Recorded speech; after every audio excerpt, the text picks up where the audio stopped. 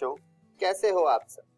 एक बार फिर से आप सभी का स्वागत है बिहार सरकार के मेरा दूरदर्शन मेरा विद्यालय कार्यक्रम में। बच्चों होंगे और अच्छे से पढ़ाई भी तो कर ही रहे होंगे ना, क्योंकि अब आपके घर पर ही हम विद्यालय लेकर आ गए हैं, है ना। अब तो काफी टाइम हो चला है, आपको पता भी होगा क्या क्या करना होता है। आपको अपना कॉपी और कलम लेकर बैठना होता है। पाठ पढ़ लेने के बाद घर पर ही अपने किताब से उसी पाठ को फिर से पढ़ना होता है। जो भी प्रश्न दिए गए हैं आपकी किताब में, उनका अभ्यास करना होता है। आप सभी इन कामों को कर रहे हैं ना? तो आइए देखते हैं कि आज के एपिसोड में हम क्या क्या पढ़ेंगे। पिछले 2 दिनों से जैसा कि हम एक नए शो को आपके सामने लेकर के आए हैं, जो कि है युवा उद्यम कौशल शो, उसी का आगे का एपिसोड हम आज देखेंगे। इस वीडियो में हम लोग क्या क्या करेंगे, इसमें फिर से हमारे पास हैं काव्यल सेदानी और केतन सिंह, और सवालों के सिलसिले भी हैं। ये तो आपको बड़ा मजा आता होगा, है ना। आप सभी सवालों को नोट भी करते होंगे और अपने सही उत्तर को स्क्रीन पर दिए गए नंबर पे भेजते भी होंगे। और यस ऐप तो आपने डाउनलोड कर ही लिया होगा। तो सवालों के सिलसिले के बाद हम कक्षा 10 की पढ़ाई शुरू करेंगे, जिसमें हम गणित में बहुपद के पाठ को पढ़ेंगे, और उसके बाद हम सामाजिक विज्ञान में एक नया पाठ भारत में राष्ट्रवाद शुरुआत करेंगे। तो चलिए शुरू करते हैं आज के एपिसोड को।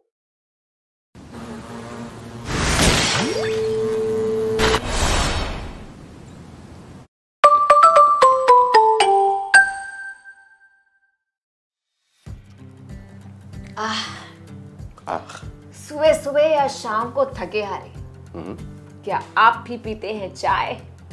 मैं हूं काव्यल सेदानी। Hello hi, hello hi.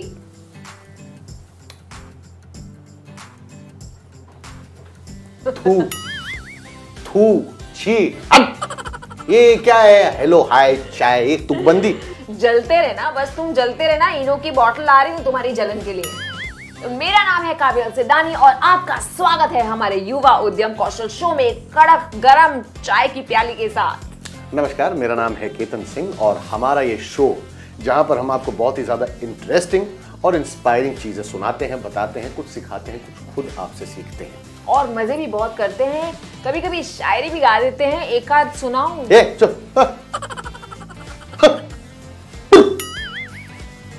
नहीं सुनाना है, बिल्कुल नहीं।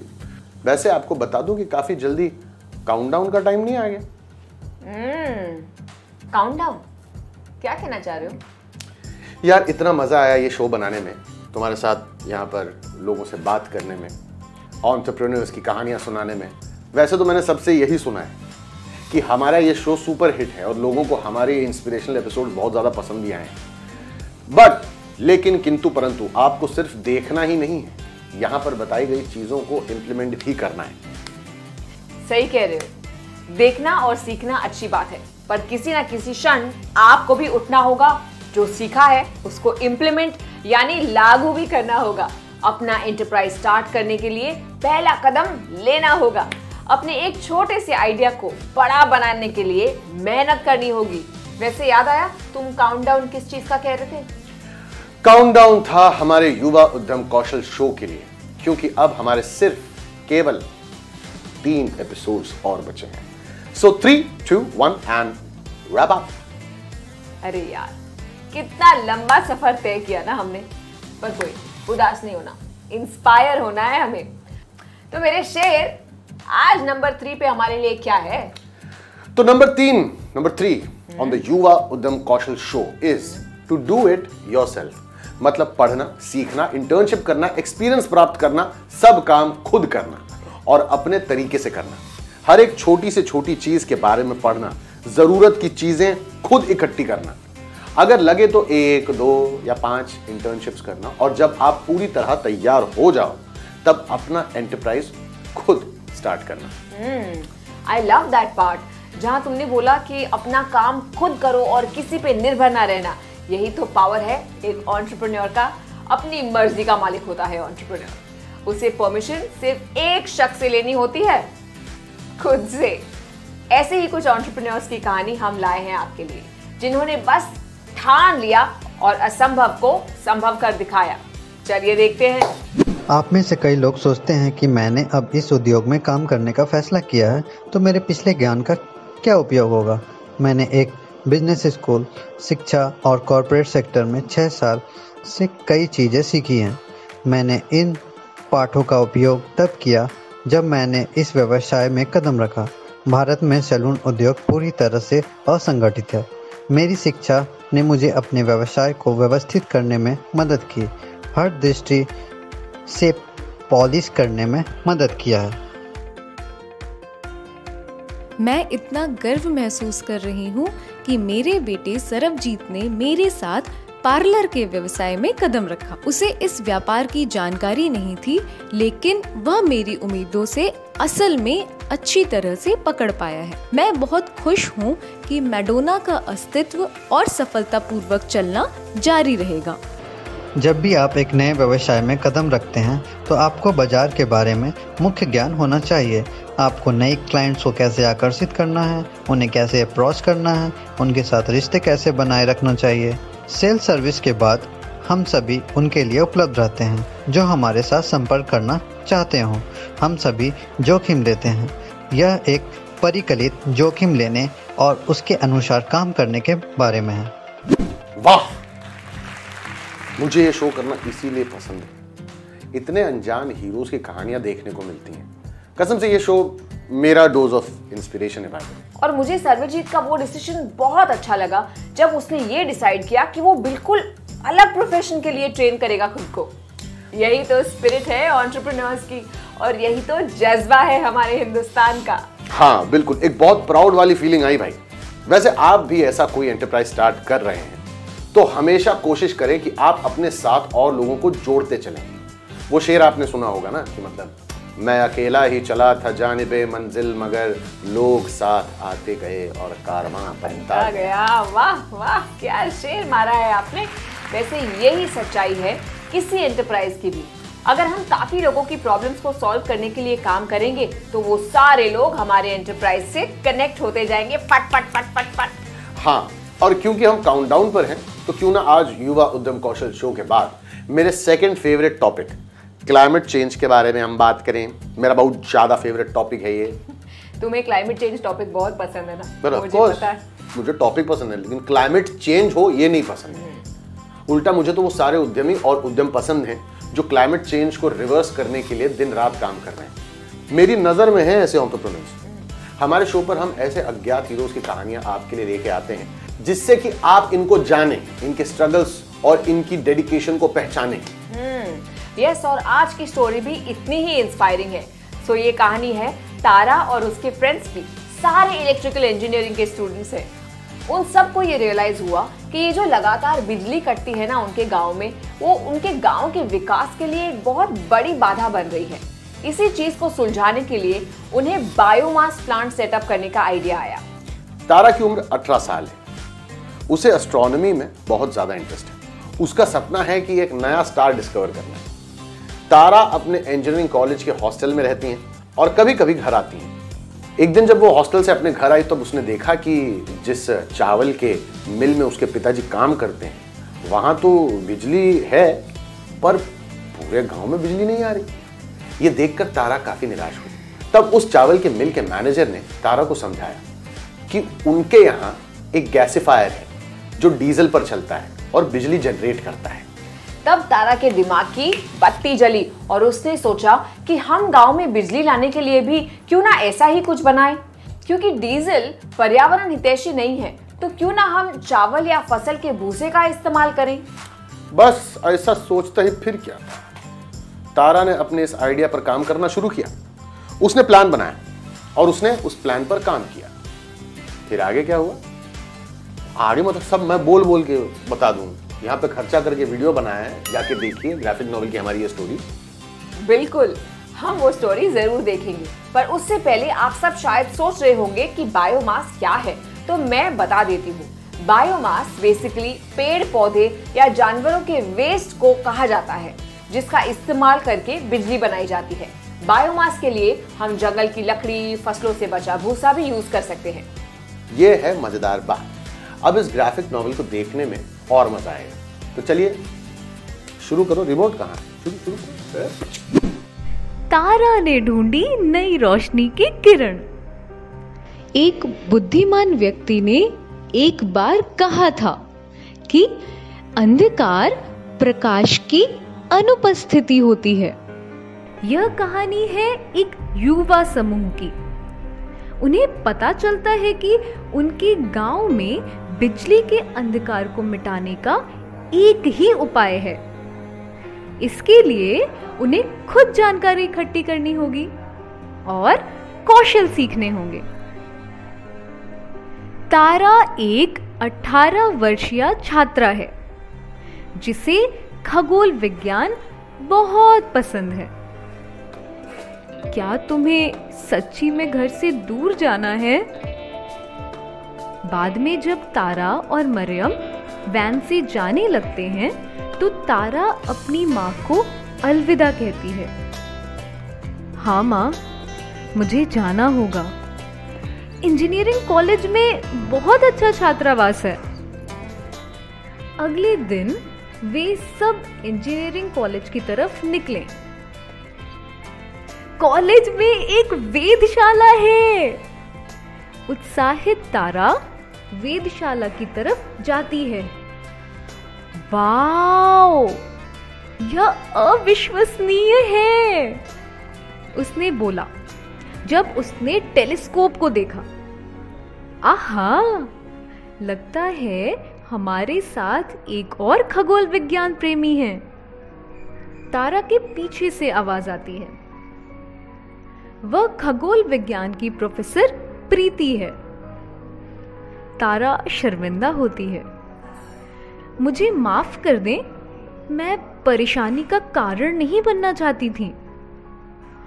प्रोफेसर प्रीति ने तारा की नोटबुक उठाई जो उसके हाथ से गिर गई थी और उसको पढ़ने लगी।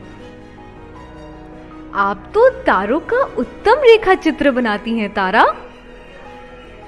तारा प्रोफेसर से बोलती है कि वह उम्मीद करती है कि किसी दिन वह अपने खुद के तारे को ढूंढेगी, लेकिन अभी के लिए उसे और मरियम को अंधेरे से लड़ना है, जो कि शहर में रोजाना बिजली कटौती से होता है। जब तारा अपने कंप्यूटर पर अनुसंधान करती है तभी बिजली चली जाती है। फिर से नहीं, तारा कहती है। बाद में उसी हफ्ते तारा घर वापस आती है, जहां उसके पापा उसके जन्मदिन के लिए केक तैयार करते हैं, घर में बिजली ना रहने के बावजूद। लेकिन वह आश्चर्यचकित हो जाती है जब वह उनके साथ चावल मिल कारखाना जाती है, जहां वे काम करते हैं, और वह देखती है कि गांव में बिजली ना होने के बावजूद मिल में बिजली है। यह कैसे है?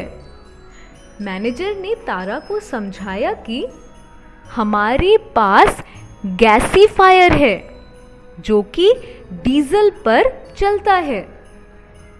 फिर उसने कहा, क्यों ना हम ऐसा कुछ इस्तेमाल करके गांव में बिजली उत्पन्न करें, और अगर डीजल बहुत महंगा है तो चावल या फसल की भूसी के बारे में क्या ख्याल है?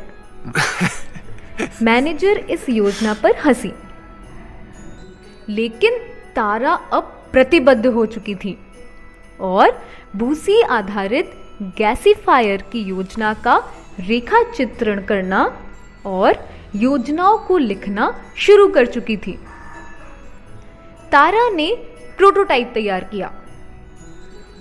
उसी बीच तारा के पापा ने रैली निकाली गांव के किसानों को यह सहमत कराने के लिए कि वे अपने फसल की भूसी तारा को प्रदान करें उसके गैसीफायर के लिए।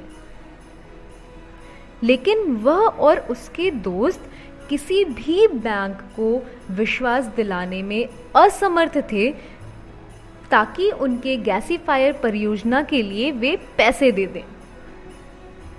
अगर हमें पैसे नहीं मिल पाए तो हम कभी भी अपने गांव में बिजली लाने में समर्थ नहीं होंगे, उसने कहा। बस तभी तारा को किसी ने कहा कि श्रीमान प्रधान सिर्फ एक व्यवसायी ही नहीं है, बल्कि वह एक निवेशक भी हैं जो स्टार्टअप्स में निवेश करते हैं। तब तो मुझे उनसे मिलना ही होगा जब वो कॉलेज यात्रा पर आए तो, तारा ने बोला। सुरक्षाकर्मी ने उसे श्रीमान प्रधान से मिलने नहीं दिया, पर तारा हार नहीं मानी। वह किसी तरह उनकी कार में घुस जाती है और जब वह अंदर आते हैं जाने के लिए तो वह उन्हें उसके भूसी आधारित बिजली उत्पादन यंत्र में निवेश करने के लिए मना लेती है। जल्द ही बात फैल गई और पूरे देश के लोग इन युवाओं को बुलाने लगे अपने गांवों और शहरों में साफ ऊर्जा बिजली उत्पादन यंत्र को लगाने के लिए। तारा को बहुत ज्यादा समय नहीं लगा अपने तारे की खोज करने में, लेकिन जब वह दुनिया को अपनी कहानी बताती है तो वह हमेशा बोलती है कि कैसे उसका खगोल विज्ञान के लिए प्यार हर जगह हजारों गांवों में बिजली लाने में मदद किया। That was so inspiring. सबसे अच्छी चीज मुझे ये लगी कि तारा और उसकी फ्रेंड्स ने वो कच्चा माल यूज किया जो उनके आसपास मौजूद था। क्या आपको पता है रॉ मटेरियल जैसे कि कृषि अवशेष, पशु अपशिष्ट, बेकार लकड़ी, औद्योगिक कचरा, म्युनिसिपल सॉलिड वेस्ट, ये सब बायोमास एनर्जी के लिए काफी अच्छे स्रोत हैं। इसका मतलब हमारे धरती पर हमारे पास जो भी चीजें नेचुरली अवेलेबल हैं वो रिसाइकल और रीयूज हो सकती है और उनसे हम अपने इस प्लैनेट को चला सकते हैं बिना नेचुरल रिसोर्सेज को खत्म किए, और इससे हमारा एनवायरनमेंट भी साफ रह सकता है और लोगों को सस्ती और अच्छी क्वालिटी की ऊर्जा भी मिल सकती है। भाई साहब वाओ, वैसे मैंने रिसेंटली कहीं पढ़ा था कि Indian institute of science Bangalore ने ये स्टडी की है कि हमारे यहाँ बहुत ज्यादा मात्रा में बायोमास है। अगर आंकड़ों में हम बात करें तो लगभग 120 से 150 मिलियन टन बायोमास उत्पन्न करने के लिए तरह तरह के अवशेष उपलब्ध हैं इस देश में। ये बहुत ज्यादा है और इससे क्लीन एनर्जी से जुड़े काफी बिजनेसेस शुरू किए जा सकते हैं। ऐसी जबरदस्त न्यूज है ये, बिल्कुल जबरदस्त। वैसे एक बात बताओ, अगर मुझे अपना बायोगैस प्लांट स्टार्ट करना है तो क्या मुझे उसकी ट्रेनिंग लेना बहुत ज्यादा जरूरी है? मतलब ट्रेनिंग तो ट्रेनिंग, लेकिन मुझे उसके लिए किन कौशलों की जरूरत पड़ेगी? देखो, इस काम में हार्ड स्किल्स और सॉफ्ट स्किल्स दोनों की जरूरत है। हार्ड स्किल्स जैसे कि ये सीखना कि बायोमास प्लांट को ऑपरेट कैसे करते हैं, थोड़ी सी टेक्निकल नॉलेज होना जैसे मशीन्स को रिपेयर और उनकी मेंटेनेंस कैसे करनी है वगैरह। और मुझे लगता है ये सॉफ्ट स्किल्स जैसे कि धैर्य, निष्ठा, लगन, टीम वर्क, कभी हार ना मानने वाला जज्बा और एक अलग तरीके से सोचने का नेचर। एग्जैक्टली, बिल्कुल सही कहा। कभी कभी तुम सच बात कर लेते हो, ऐसे पैसे मिलते हैं। So all we want is clean energy. हमें चाहिए स्वच्छ ऊर्जा। तो फिर चाहे वो बायोगैस हो, बायोमास हो, सोलार यानी कि सौर ऊर्जा, पानी या वायु से उत्पन्न होने वाली ऊर्जा, ये सब नेचुरल है और पर्यावरण के लिए सबसे ज्यादा बेहतरीन भी। तो अपनी लाइफ में छोटे छोटे चेंजेस लाना शुरू करो, जैसे ऑफिस या घूमने के लिए साइकिल्स का इस्तेमाल, घर में सोलर एनर्जी का उपयोग करने की कोशिश। और हमारे सभी उद्यमी दोस्तों, भाई साहबों और बहनजियों, आप लोग भी कोशिश करें कि और नए इनोवेटिव प्रोडक्ट्स और तरीके खोजें साफ पर्यावरण हितैषी ऊर्जा निर्माण करने के लिए। ये समझो कि युवा एंटरप्रेन्योर्स के लिए तो अपॉर्चुनिटीज ही अपॉर्चुनिटीज हैं। तो बस अब उठो और बोलो मेरे साथ, मैं ये शपथ लेती हूँ, मैं ये शपथ लेता हूँ कि मैं अपने पर्यावरण को बचाने के लिए दुनिया भर का सब काम कर लूंगी। दुनिया भर का सब काम कर लूंगा। अब आपको करना है ये कि आप रिसर्च करो, दिमाग चलाओ, आइडिया आए तो उस पर काम करो और वो आइडिया हमारे साथ व्हाट्सएप पे शेयर करो। अगर आपके आइडिया में हुआ कुछ दम तो हो सकता है कि हम आपके उस आइडिया को बड़ा बनाने में आपकी कुछ मदद कर पाएं। सही कह रही हैं। तो आपकी उम्र अगर 18 से 23 साल तक है और आपके पास कोई एंटरप्राइज आइडिया है और क्लीन एनर्जी से जुड़ा कोई ऐसा प्रॉब्लम सॉल्व करने वाला तरीका, तो वो आइडियाज आप हमें बताया करो। वो आइडियाज हमें बताओ कॉल करके, मैसेज करो या व्हाट्सएप, या फिर अपने आइडियाज को समझाते हुए अपनी एक वीडियो बनाकर हमें भेजो और हम आपकी बिल्कुल मदद करेंगे। और अब स्टूडेंट्स ने जो बायोमास पे सवाल भेजे हैं उनको सुन ले। हाँ। Hello, my name is Shivani Singh and I study in DD Girls High School. I live at Patna and today I want to ask question from DIY show. Biomass से हमें क्या क्या फायदे हो सकते हैं और उच्च शिक्षा प्राप्त करने हेतु क्या बैंक हमें लोन देती है, तो इसकी क्या प्रक्रिया है? अब देखो, क्योंकि बायोमास बिजनेस बहुत ही ज्यादा इंपॉर्टेंट है, इसलिए इसे शुरू करने से पहले आपको इसमें प्रशिक्षण लेना बहुत ज्यादा जरूरी है। अरे बेस्ट, क्यों ना ये आज का बायोमास पर आधारित हमारा ग्राफिक नॉवेल पढ़ ले। आपको जो भी जानकारी चाहिए आज के ग्राफिक उपन्यास में मिलेगी। बेस्ट आइडिया काबिल, बेस्ट आइडिया।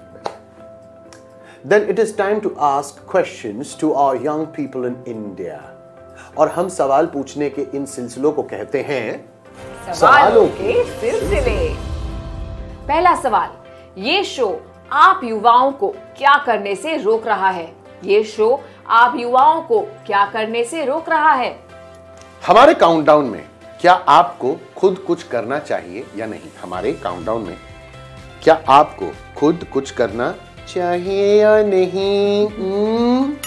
क्या सब्र रखना बेहतर है या बेसब्र होना? क्या सब्र रखना बेहतर है या बेसब्र होना? वो कौन उद्यमी है जो अत्यधिक बाधाओं और कठिन स्थितियों में भी काम कर रहे हैं? वो कौन उद्यमी है जो अत्यधिक बाधाओं और कठिन स्थितियों में भी काम कर रहे हैं? क्या जलवायु परिवर्तन के विषय आपको पसंद है? क्या जलवायु परिवर्तन के विषय आपको पसंद है? क्या हमारी नायिका तारा एक वैज्ञानिक है? क्या हमारी नायिका तारा एक वैज्ञानिक है? नायिका किस समस्या को हल करने की कोशिश कर रही है? नायिका किस समस्या को हल करने की कोशिश कर रही है? कितने लोग उसके उद्यम से प्रभावित हुए? कितने लोग उसके उद्यम से प्रभावित हुए? कितने? और फाइनली आप हमें बताएं कि बायोमास क्या है? बायोमास क्या है?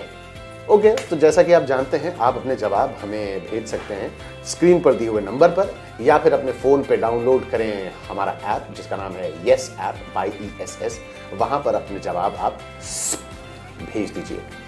पहले 500 सही जवाब देने वाले जो विद्यार्थी हैं उनको मिलेगी हमारी ये रोमांचक ग्राफिक नॉवेल। तो फिर मिलते हैं हमारे नेक्स्ट काउंटडाउन वाले शो पे। और फिलहाल हमें इजाजत दीजिए। मेरा नाम है केतन सिंह और मैं काबिल सिदानी। आप अपना ध्यान रखिए, स्वस्थ रहिए, मस्त रहिए, दिमाग दौड़ाते रहिए, हमें आइडियाज भेजते रहिए और व्हाट्सएप करते रहिए।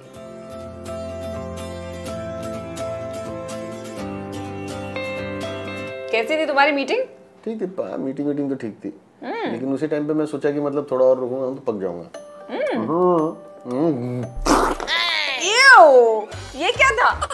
सॉरी, कैसा पानी इतना गंदा बिरेंदर, कैसे पानी दिला सर? पगला क्या करता रहा? मार दूध थप्पड़ दिया, लमलेट आमलेट हो जाता। उसे क्यों चिल्ला रहे हो? उसकी गलती नहीं उसकी गलती नहीं है। तुम्हारी वजह से बिरेंदर सा बिलेट मार के जींस फाड़ दे तो। उसकी गलती नहीं है। पीने का साफ पानी बहुत कम हो चुका है, धरती अपनी रिजर्व पानी पे चल रही है। अच्छा, और इसी वजह से हमारा जो शो है उसमें हम आपको बताएंगे कि पानी, साफ पानी और साफ हवा के लिए हम युवा क्या क्या कर सकते हैं। और हमारे शो का नाम है द युवा उद्यम कौशल शो। मैं हूं काबिल सिदानी और मैं हूं केतन सिंह।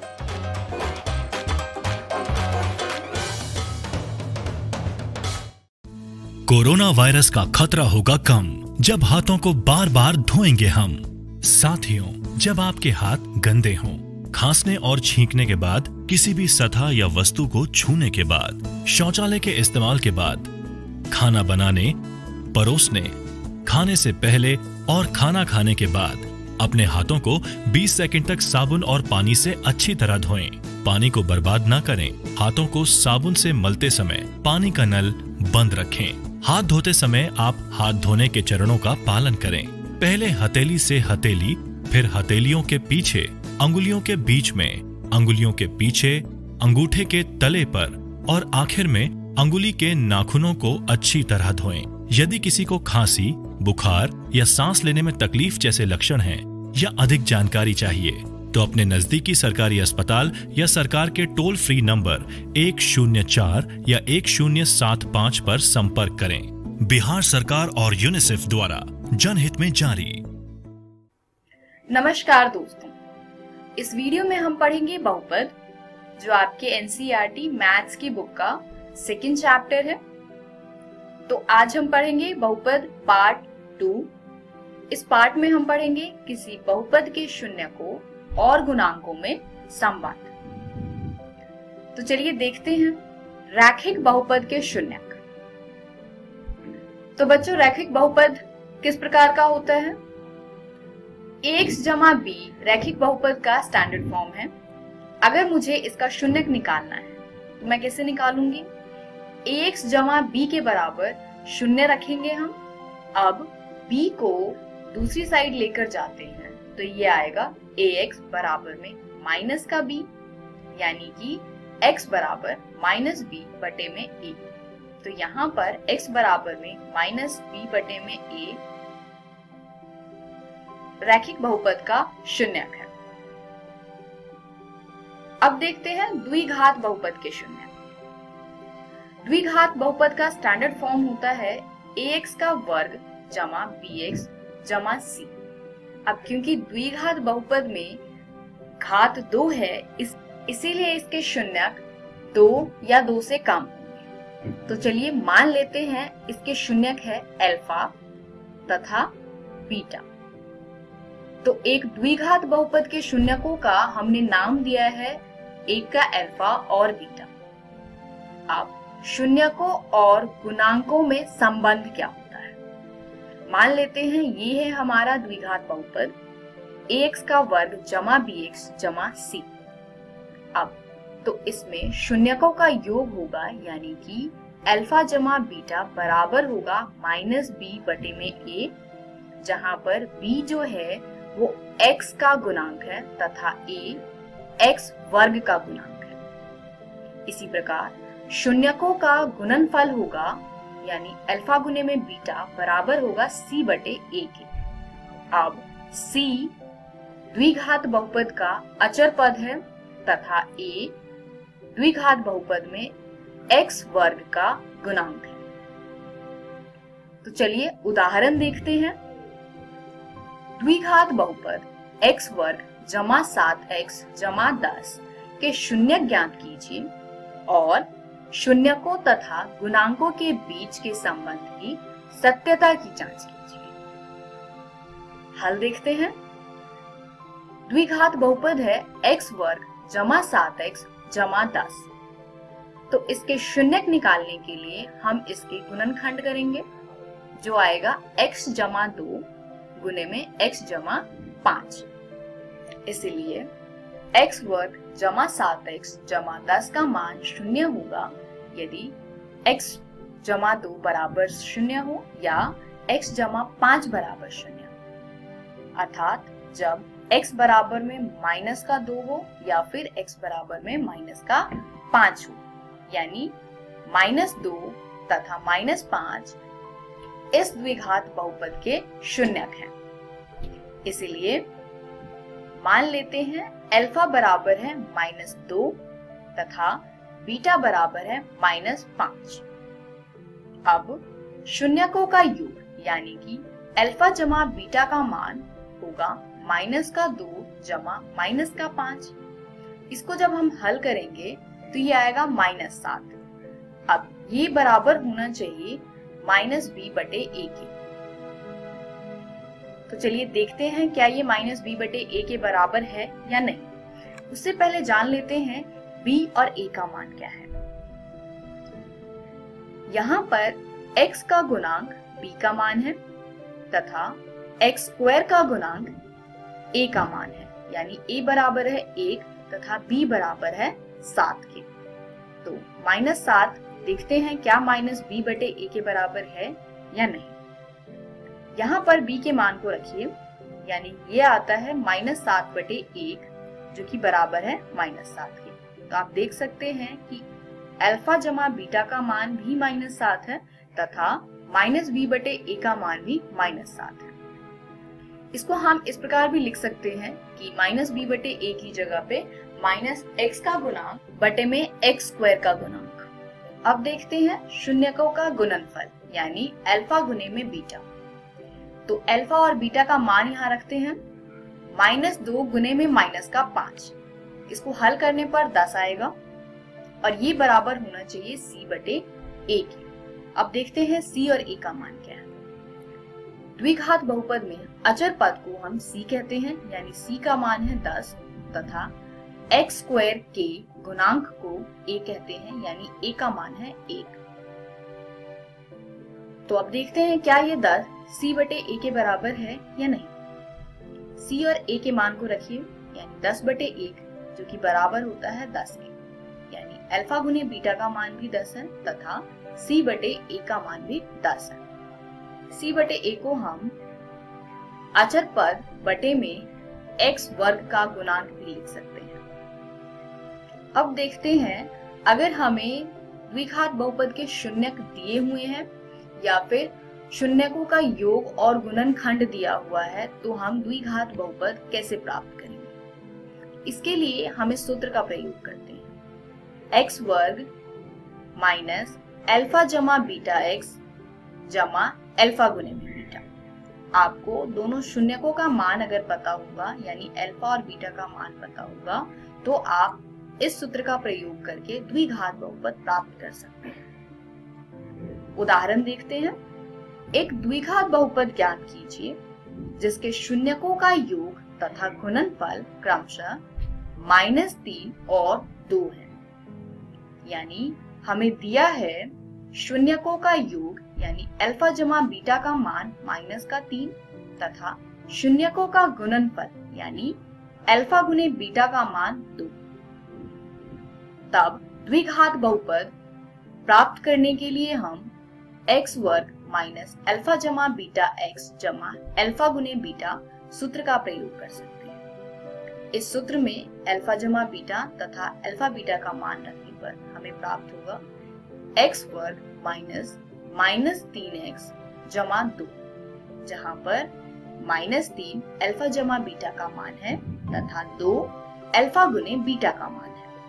अब हम इसको हल करेंगे तो हमें प्राप्त होगा x वर्ग जमा 3x जमा 2। तो ये वो द्विघात बहुपद है जिसके शून्यकों का योग -3 तथा शून्यकों का गुणनफल 2 है। इस वीडियो में हमने सीखा द्विघात बहुपद के शून्यकों और गुणांकों में संबंध, यानी अल्फा जमा बीटा बराबर -b बटे a होता है द्विघात बहुपद के केस में। इसी प्रकार अल्फा गुने बीटा बराबर होता है c बटे a के। अगली वीडियो में हम त्रिघात बहुपद के बारे में पढ़ेंगे, यानी त्रिघात बहुपद के शून्यकों और गुणांकों में संबंध।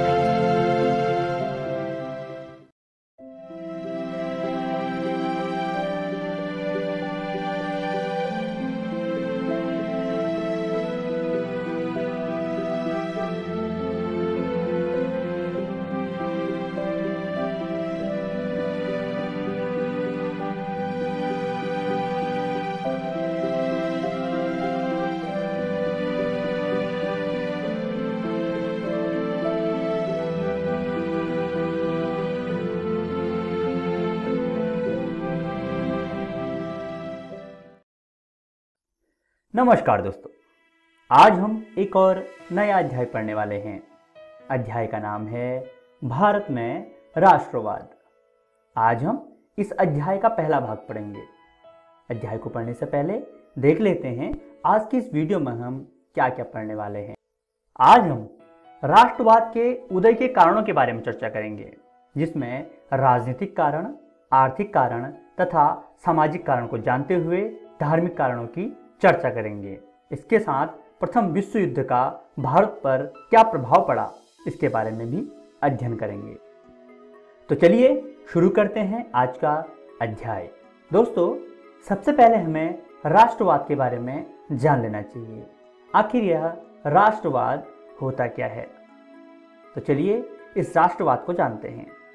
दोस्तों, राष्ट्रवाद का शाब्दिक अर्थ है राष्ट्रीय चेतना का उदय। ऐसी राष्ट्रीय चेतना का उदय जिसमें राजनीतिक, आर्थिक, सामाजिक एवं सांस्कृतिक एकीकरण का आभास हो। दोस्तों, 19वीं शताब्दी के पूर्वार्ध तक भारत छोटे छोटे राज्यों में विभक्त था। उस समय भारत को एकता के सूत्र में बांधने वाले तत्वों का अभाव था। समान न्याय व्यवस्था का भी अभाव था। 19वीं सदी के उत्तरार्ध में ऐसे कई तत्व उभरे जिससे ये कमी दूर होती गई और भारत एक संपूर्ण संगठित राष्ट्र का स्वरूप ग्रहण करने लगा। दोस्तों, देश के समस्त लोगों को समान लक्ष्य एवं समान सरोकार से जोड़ने की विचारधारा को ही राष्ट्रवाद कहा जाता है और यह राष्ट्रवाद की अभिव्यक्ति ही स्वतंत्रता संग्राम है। आइए भारत में राष्ट्रवाद के उदयों के कारण जानते हैं। दोस्तों, अंग्रेजों के शोषण और उनके द्वारा किए गए अत्याचार के द्वारा ही भारत में राष्ट्रीय चेतना का उदय हुआ। आइए सबसे पहले बात करते हैं राजनीतिक कारण की। भारत में राष्ट्रीय चेतना जागृत करने में विभिन्न कारणों का योगदान रहा, परंतु सभी किसी न किसी रूप में ब्रिटिश सरकार की प्रशासनिक नीतियों से संबंधित थे। ब्रिटिश शासक साम्राज्यवादी नीति के पोषक थे। सन 1858 में महारानी विक्टोरिया के उद्घोषणा के साथ ही सभी देशी राज्य ब्रिटिश राज्य के अधीन में आ गए। इस घटना ने कुछ हद तक भारत को एक राष्ट्रीय स्वरूप प्रदान किया। उसके बाद भारत में राष्ट्रीयता की लहर आई, जिसको कुचलने के लिए सरकार ने कई दमन चक्र चलाए। सन 1878 में तत्कालीन वायसराय लॉर्ड लिटन ने वर्नाक्युलर प्रेस एक्ट पारित कर प्रेस पर कठोर प्रतिबंध लगा दिया। 1879 में आर्म्स एक्ट के द्वारा भारतीयों के लिए अस्त्र शस्त्र रखना गैर कानूनी घोषित कर दिया गया। इसके अलावा 1904 में विश्वविद्यालय अधिनियम द्वारा विश्वविद्यालयों पर सरकारी नियंत्रण बढ़ा दिया गया। सन 1905 में बंगाल का विभाजन कर्जन ने सांप्रदायिकता के आधार पर यह तर्क देते हुए करा दिया कि इससे प्रशासनिक सुविधा होगी। इससे भारतीयों में काफी रोष पैदा हुआ और राष्ट्रवादी भावना भी बलवती हुई। आगे चलकर 1911 में ब्रिटिश सरकार को इसे रद्द करना पड़ा। आइए बात करते हैं आर्थिक कारणों की। भारत में अंग्रेजों ने जो आर्थिक नीतियां अपनाई, इसके परिणाम स्वरूप भारतीय कृषि और कुटीर उद्योगों को काफी धक्का लगा। ब्रिटिश आर्थिक नीतियों के परिणाम स्वरूप किसानों, कामगारों और अन्य वर्गों की स्थिति निरंतर बिगड़ती ही चली गई। अंग्रेजों की कृषि नीति मुख्य रूप से अधिकतम भू राजस्व अर्थात लगान एकत्रित करने के उद्देश्य से प्रेरित थी। स्थायी बंदोबस्ती के द्वारा जमींदारों को एक निश्चित भूभाग सरकार को देना पड़ता था। अंग्रेजों ने अपने आर्थिक लाभ के लिए नील और अफीम की खेती शुरू कर दी। 1882 में सूती वस्त्रों पर से आयात कर हटा दिया गया था। दोस्तों, इस प्रकार भारतीय समाज का प्रत्येक वर्ग अंग्रेजी शासन के अधीन कठिनाइयों का सामना कर रहा था। आइए अब बात करते हैं सामाजिक कारणों की। राष्ट्रवाद के उदय में ब्रिटिश सरकार की प्रजाति भेद की नीति भी महत्वपूर्ण कारक थी। अंग्रेज खुद को श्रेष्ठ समझते थे और भारतीयों को हेय की दृष्टि से देखते थे। यहाँ तक कि विदेशों में भारतीयों के साथ अच्छा बर्ताव नहीं किया जाता था। दक्षिण अफ्रीका के भारतीयों पर कई तरह के कानूनी प्रतिबंध लगाए जा चुके थे। भारत में रेलगाड़ी में, क्लबों में, सड़कों पर और होटलों में अंग्रेज भारतीयों के साथ दुर्व्यवहार करते थे। इससे भारतीय जनता में अंग्रेजों के प्रति घृणा का भाव जागृत हुआ। दोस्तों, इसके अलावा सरकारी सेवाओं में अंग्रेजों की पक्षपातपूर्ण नीति ने राष्ट्रवाद की भावना को प्रेरित किया। सरकार द्वारा ऊंचे पदों पर भारतीयों को नहीं पहुंचने दिया जाता था। परीक्षा में भी भारतीयों के साथ पक्षपात किया जाता था। यदि कोई सफल हो भी जाता था तो उसकी नियुक्ति में बाधा उत्पन्न करके उसे पद से हटाने के अनेक प्रयास किए जाते थे। विश्व के किसी भी देश में राष्ट्रवाद उत्पन्न करने में धर्म सुधार आंदोलनों ने महत्वपूर्ण भूमिका अदा की है।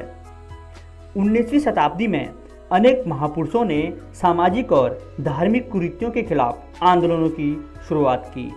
इन महापुरुषों में राजा राम मोहन राय, देवेंद्र नाथ ठाकुर, ईश्वरचंद विद्यासागर, स्वामी दयानंद सरस्वती, रामकृष्ण परमहंस तथा स्वामी विवेकानंद के नाम उल्लेखनीय हैं। दोस्तों, 1885 में अखिल भारतीय राष्ट्रीय कांग्रेस का उदय भी राष्ट्रवाद की ही देन थी। इसी बीच 1914 में प्रथम विश्व युद्ध आरंभ हुआ और अंग्रेजी सरकार ने भारत को भी एक युद्धकारी देश घोषित कर दिया। आइए देखते हैं इस विश्व युद्ध का भारत पर क्या प्रभाव पड़ा। दोस्तों, प्रथम विश्व युद्ध इतिहास की एक महत्वपूर्ण घटना थी। यह प्रत्यक्षतः यूरोपीय देशों की औपनिवेशिक साम्राज्यवादी प्रतिस्पर्धा का परिणाम था। यह युद्ध 1914 से प्रारंभ होकर 1918 में समाप्त हुआ।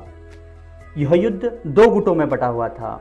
पहले थे मित्र राष्ट्र के देश, जिनमें फ्रांस, ब्रिटेन, रूस तथा बाद में अमेरिका भी शामिल हो गया था। अमेरिका इस गुट का सदस्य 1917 में बना। दूसरा गुट था केंद्रीय शक्तियों का। इसके अंतर्गत जर्मनी, ऑस्ट्रिया, हंगरी तथा इटली शामिल थे। इस युद्ध ने प्रत्यक्ष और अप्रत्यक्ष रूप से संपूर्ण विश्व के आर्थिक स्थिति को प्रभावित किया। यह विश्व युद्ध विश्व में औद्योगिक क्रांति के परिणामस्वरूप उपनिवेशों के फैलाव के लिए लड़ा गया। ब्रिटेन के सभी उपनिवेशों में भारत सबसे महत्वपूर्ण था और इसे प्रथम विश्व युद्ध के अस्थिर माहौल में भी हर हाल में सुरक्षित रखना उसकी पहली प्राथमिकता थी।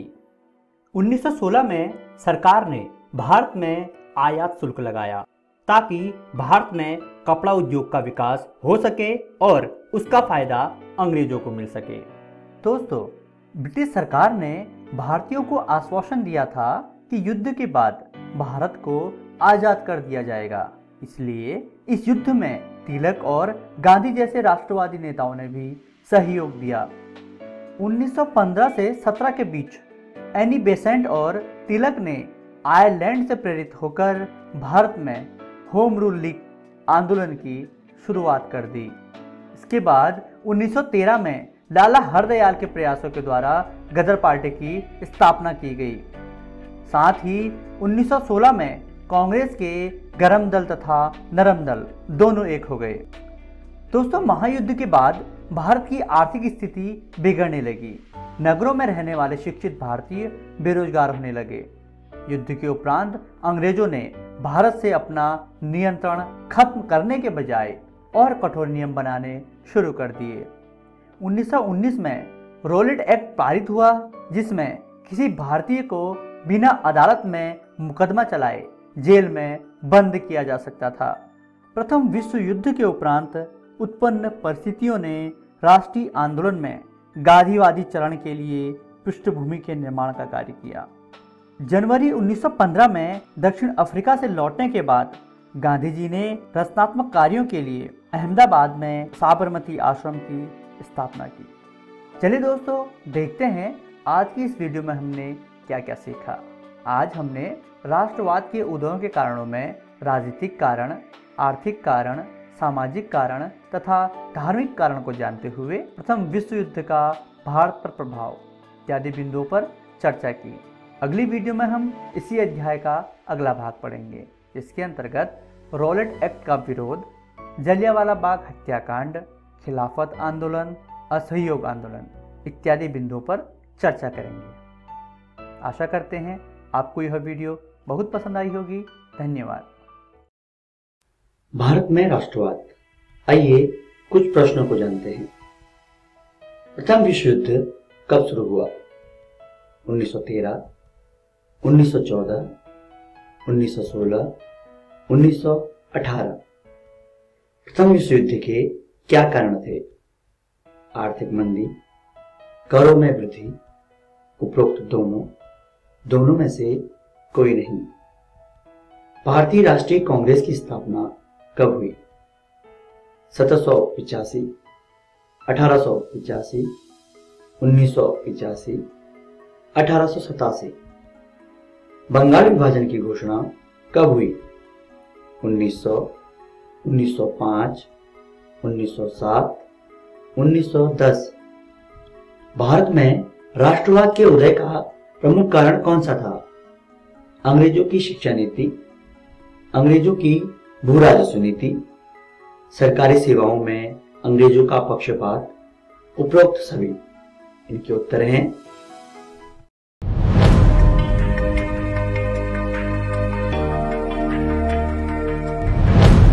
साइंस, टेक्नोलॉजी और इनोवेशन। बदलता भारत, एक नया भारत। बदलते भारत की इस तस्वीर में बच्चे भी अपने इनोवेशन से रंग भर रहे हैं। बच्चों के नए नए आइडिया बड़ी बड़ी समस्याओं का समाधान सुझा रहे हैं। जैसे अंडमान और निकोबार के सैयन अख्तर शेख ने गैस सिलेंडर के कैप को आसानी से खोलने का औजार बनाया है। और मध्य प्रदेश की रहने वाली सुलोचना काकोडिया ने एक अनोखी ऑटोमेटिक टॉयलेट क्लीनिंग मशीन बनाई है।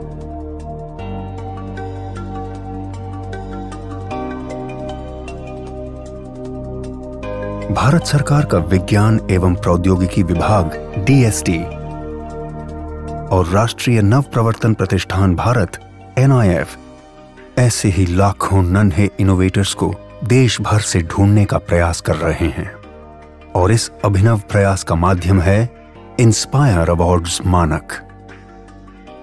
इस प्रतियोगिता में कक्षा 6 से 10 तक के स्कूली बच्चे भाग लेते हैं,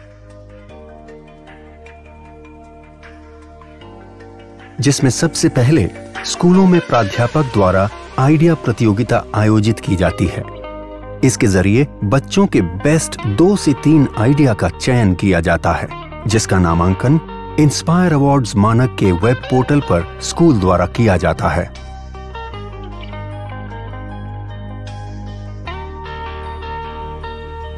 प्रतियोगिता में देश भर से लाखों विचारों को एकत्र किया जाता है। फिर 1 लाख सर्वश्रेष्ठ विचारों का चयन कर उन्हें प्रोटोटाइप बनाने के लिए 10,000 रुपए की आर्थिक सहायता दी जाती है।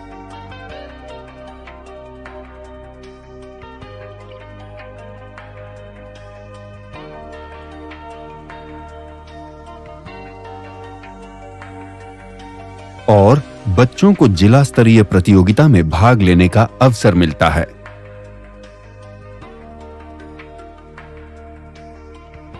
इसके बाद 10,000 आइडिया को राज्य स्तरीय प्रदर्शनी में भाग लेने का मौका मिलता है, जहां से श्रेष्ठ 1000 आइडिया को राष्ट्र स्तरीय प्रतियोगिता के लिए चयनित किया जाता है।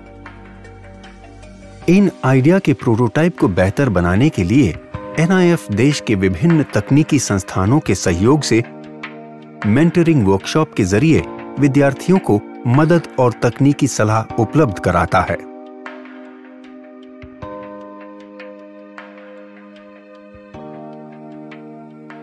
राष्ट्रीय स्तर की प्रदर्शनी में श्रेष्ठतम 60 को राष्ट्रीय पुरस्कार के लिए चयनित किया जाता है। NIF चयनित सभी 60 प्रोटोटाइप की उपयोगिता, व्यावसायिकता की संभावनाओं की जांच कर उसे DST और अपनी अन्य योजनाओं से जोड़ने का प्रयास करता है।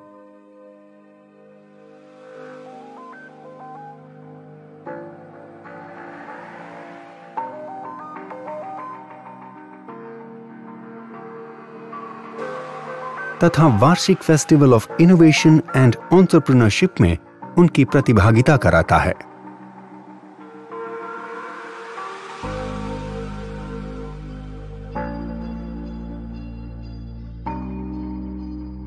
अधिक जानकारी के लिए www.inspireawards-dst.gov.in पर जाएं। आइए लाखों विद्यार्थियों को भविष्य के इनोवेटर्स बनने में हम भी मदद करें और उन्हें कुछ नया और बेहतर करने के लिए प्रेरित करें और इन बच्चों के आइडिया के जरिए एक नया भारत बनाएं। Inspire awards MANAK, inspiring innovators of tomorrow, million minds augmenting national aspiration and knowledge.